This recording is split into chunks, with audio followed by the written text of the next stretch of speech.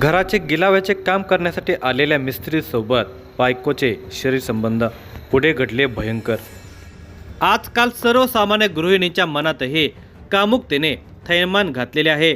Internet, social media किंवा अन्य काही कारणे आहेत की ज्यामुळे कामुकतेचे आकर्षण वाढत चाललेले आहे। रिकामटेकड्या महिला तर वासनेपायी काही करण्याचे धाडस करू लागलेले आहेत। हे भयानक वास्तव आहे। अमरावती जिल्ह्यामध्ये घडलेली एक घटना याचेच धक्कादायक उदाहरण आहे। पती कामानिमित्त परगावी राहत असताना पत्नीचे घराचे काम करण्यासाठी आलेल्या मिस्त्रीसोबत संबंध निर्माण झाले। हा प्रकार लक्षात आल्याने पती गावातच नोकरी करू लागला। तेव्हा त्याचा तिच्या प्रेमामध्ये अडसर निर्माण झाल्याने आपल्या अनैतिक संबंधातील पतीचा अडसर दूर करण्यासाठी पत्नी आणि तिच्या प्रियकराने कट रचून त्याचा खून केला। या धक्कादायक घटनेचा सविस्तर वृत्तांत पुढे पाहण्याअगोदर जर तुम्ही ह्या चॅनलवर जर नवीन असाल तर प्लीज आपल्या ह्या मराठी चॅनलला नक्की सबस्क्राईब करा। अंजनगाव बारी येथे प्रमोद बकाराम भलावे, वय वर्षे 40, हा त्याची पत्नी छाया, 8 वर्षाचा युवराज, 5 वर्षाचा मयूर आणि सासू यशोदा उईके यांच्यासह राहत होता। प्रमोद हा चंद्रपूर येथे एका कंपनीमध्ये काम करायचा। या दरम्यान डिसेंबर 2024 मध्ये त्याच्या घराला प्लास्टर करण्याचे काम निघाले। या कामासाठी प्रमोद मिस्त्री शोधू लागला। दरम्यान विश्वंभर मांजरे हा एकदा प्रमोदच्या नातेवाईकांच्या घरी म्हणजे अंजनगाव वारे येथे आलेला होता। तो मिस्त्री काम करत असे आणि त्याचे बहुतांशी काम त्याच गावात असल्यामुळे तो नातेवाईकांच्याकडे आलेला असता। त्यांची आणि छायाची गाठ पडली तेव्हा त्याला छायाने आपल्या घराचे प्लास्टर करायचे असल्याचे सांगितले। विश्वंभर तयार झाला। मग प्रमोदची भेट झाली, काम ठरले आणि विश्वंभर आता काम करू लागला। प्रमोद आपल्या कामामध्ये व्यस्त असल्याने दिवसभर मिस्त्री विश्वंभरला काय लागेल ते देण्याची जबाबदारी साहजिकच छायावर आली होते। ते कामावर लक्ष ठेवत असल्यामुळे छाया आणि विश्वंभर यांच्यामध्ये बोलाचाली वाढत गेली।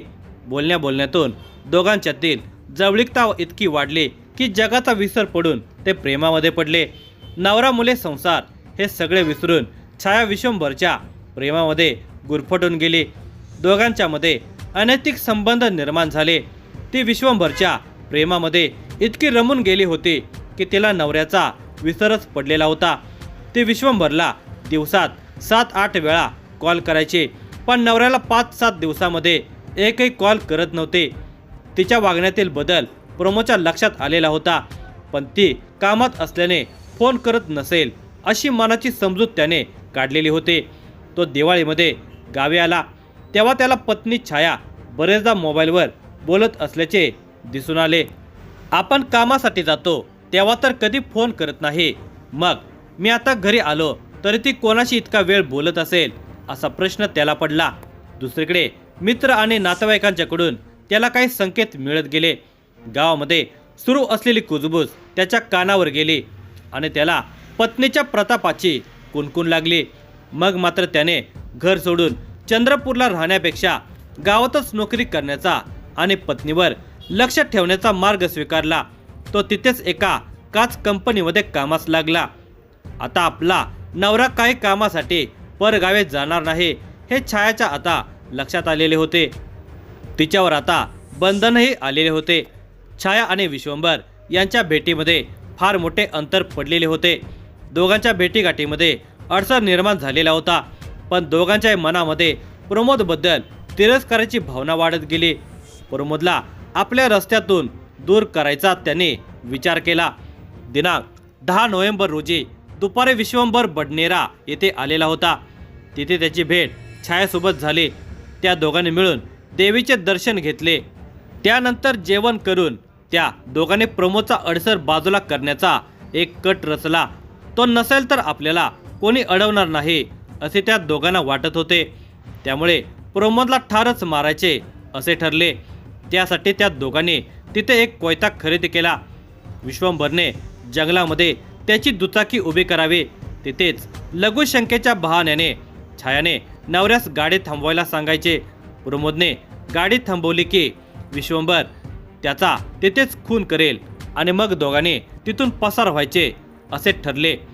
ठरल्याप्रमाणे संध्याकाळी 7 वाजता भानखेडा जंगलामध्ये विश्वंभर नियोजित ठिकाणी कोयता घेऊन लपून बसला। तिकडे 8 वाजण्याच्या सुमारास छायाने पती प्रमोदला कॉल करून दस्तूरनगर येथे बोलावले। पत्नीचा फोन आल्याने कंपनीतून प्रमोद निघाला आणि दस्तूरनगर येथे आला।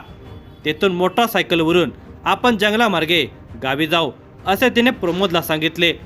पत्नी इकडे कशाला आली, तिच्या मनामध्ये काय चालू आहे हे ओळखून न शकलेला प्रमोद दुचाकी घेऊन गावच्या दिशेने निघाला। जंगलातून तो निघाला असता वाटेतच तिने त्याला गाडीत थांबण्यास सांगितले। तिने त्याला लघुशंका आल्याचे सांगत दुचाकी थांबवण्यास भाग पाडले। रात्रीचा काळोख दाटलेला होता। निर्जन जंगल परिसर, बाजूला एक दुचाकी थांबलेली। तिथेच प्रमोदने आपली दुचाकी थांबवली। ती दुचाकीवरून उतरून लघुशंकेसाठी थोडी दूर गेली। इतक्यात दबा धरून बसलेल्या विश्वंभरने प्रमोदवर हल्ला केला। अचानक धारदार शस्त्राने हल्ला झाल्याने भांबावलेला प्रमोद जमिनीवर पडला। रक्तबंबाळ झालेल्या प्रमोदला फरफटतच विश्वंभरने जंगलात नेले। तिथे एक वजनदार दगड डोक्यात घालून त्याने प्रमोदची हत्या केली। त्यानंतर पुरावा नष्ट करण्यासाठी प्रमोदची दुचाकी दरीमध्ये ढकलून दिली। ती दुचाकी थोड्या अंतरावर जाऊन पडली। त्यानंतर ते दोघे जंगलातून बाहेर पडले। ते गावात पोहोचले तेव्हा रात्रीचे 11 वाजलेले होते। आता त्यांच्या प्रेमामध्ये कसलाही अडसर उरला नव्हता।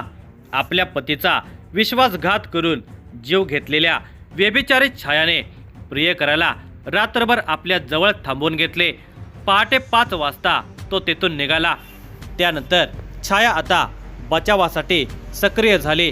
तरी रात्रभर पती प्रमोद घरी आला नसल्याचे सासऱ्याला कळवले। प्रमोदची शोधाशोध करण्याचे नाटक करून बडनेरा पोलीस स्टेशनला मिसिंग दाखल केली। पोलीस आपल्याला कधीच पकडू शकणार नाहीत असा तिचा गैरसमज होता, पण पोलीस कोणत्याच गुन्हेगाराला कधी सोडत नाही। बुधवार दिनांक 12 नोव्हेंबर रोजी सायंकाळी 6 वाजता हनुमानगडी ते भानखेडा दरम्यान जंगलामध्ये एका व्यक्तीचा चेहरा ठेचलेला मृतदेह पडल्याची खबर बडनेरा पोलिसांना मिळाली। घटनेचे गांभीर्य लक्षात घेता बडनेरा पोलिसांनी त्वरित घटनास्थळी धाव घेतली। अमरावती क्राईम ब्रँच टीम आणि फॉरेन्सिक टीम सुद्धा घटनास्थळी पोहोचली। पोलिसांनी घटनास्थळाचा पंचनामा केला। मृतदेह पडलेल्या ठिकाणापासून काही अंतरावर एक दुचाकी पडल्याचे पोलिसांना दिसून आले। त्या दुचाकी नंबरवरून दुचाकी मालकाचा शोध घेतला तेव्हा त्या मालकाने सांगितले की ती दुचाकी त्याने प्रमोद भलावे यास विकलेली आहे। त्यावरून पोलीस प्रमोदचा शोध घेऊ लागले। तसेच पोलिसांना घटनास्थळी काही मसाल्याची पाकिटे दिसल्याने मृतक हा जवळच्याच परिसरातील होता अशी पोलिसांची पक्की खात्री झालेली होती। दरम्यान बडनेरा पोलीस स्टेशनमध्ये कोणी मिसिंग दाखल केले आहे का याची चाचपणी करण्यात आली असता अंजनगाव बारी येथील महिलेने आपला पती प्रमोद भलावे वय वर्ष 40 हा बेपत्ता असल्याची तक्रार दाखल केली असल्याचे आढळून आले। या मिसिंगमधील वर्णन आणि घटनास्थळी पडलेल्या मृतदेहाचे वर्णन मिळते जुळते होते। एकूणच हा मृतदेह प्रमोदचाच असावा असा पोलिसांचा कयास होता। पोलिसांनी त्वरित संबंधित महिलेस घटनास्थळी बोलावले। तिने आपल्या पतीचा मृतदेह असल्याचे ओळखले आणि मृतदेहाजवळ धाय मोकलून रडू लागली। मृतदेहाची ओळख पटल्याने पोलिसांचे 50% काम झाले होते। पोलिसांनी तिच्याकडून प्रमोद काम करत असलेल्या कंपनीचा पत्ता मिळवला।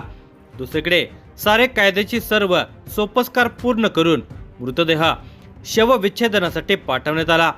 क्राईम ब्रांचने प्रमोद काम करत होता त्या कंपनीमध्ये जाऊन विचारपूस केली। प्रमोद त्या संध्याकाळी 100 रुपये घेऊन गेल्याचे समजले। त्याच्या पत्नीच्या जबाबामध्ये आणि कंपनीतील कामगारांच्या जबाबात बरीच तफावत येत होते। तसेच त्याची पत्नी वेळोवेळी जबाब बदलत होते। तिच्या चेहऱ्यावर चिंतेचे सावट पोलिसांनी अचूक हेरून तपास तिच्यावर केंद्रित केला। तिचा मोबाईल नंबर मिळवून आधुनिक तंत्रज्ञानाची मदत घेऊन गेल्या काही दिवसामध्ये कोण कोण तिच्या संपर्कात होते, घटनास्थळी कोणाचे अस्तित्व होते का याचा शोध घेतला असता पोलिसांना एक संशयित नंबर सापडला, ज्या नंबरवर तिच्याकडून अनेकदा कॉल झालेले होते। पोलिसांनी त्या नंबरची हिस्ट्री काढली असता तो नंबर विश्वंभर मांजरे वय वर्ष 35, राहणार विश्वी तालुका मेहकर, जिल्हा बुलढाणा या व्यक्तीचा असल्याचे समजले. मग मात्र पोलिसांनी वेळ न दवडता पहाटे 4 वाजता विश्वंभर यास त्याच्या घरातूनच ताब्यात घेतले. त्याला पोलीस स्टेशनमध्ये आणून प्रमोदच्या मृत्यू प्रकरणाबाबत विचारणा केली असता तो आपण काहीच केले नसल्याचे ठामपणे सांगत होता. मात्र पोलिसांचा पाहुणचार मिळाल्यावर त्याने सरळ गुन्हा कबूल केला. मृतक प्रमोदच्या पत्नीच्या प्रेमामध्ये वेडा झालेल्या विश्वंभरने तिच्याच सहाय्याने त्याचा निर्घृण खून केल्याचे कबूल केले. छाया आणि विश्वंभरचा गैरसमज क्राईम ब्रँचचे पोलीस निरीक्षक संदीप चव्हाण यांच्या नेतृत्वाखाली सहाय्यक पोलीस निरीक्षक इम्रान नायकवाडे यांच्या टीमने रात्रभर तपास करून 7 तासांच्या आत दोघांनाही बेड्या ठोकत दूर केला. अमरावती क्राईम ब्रँचने घटनास्थळी कोणताही पुरावा नसताना काही तासांच्या आत आरोपी जेरबंद केल्याने त्यांच्यावर अभिनंदनाचा वर्षाव झाला.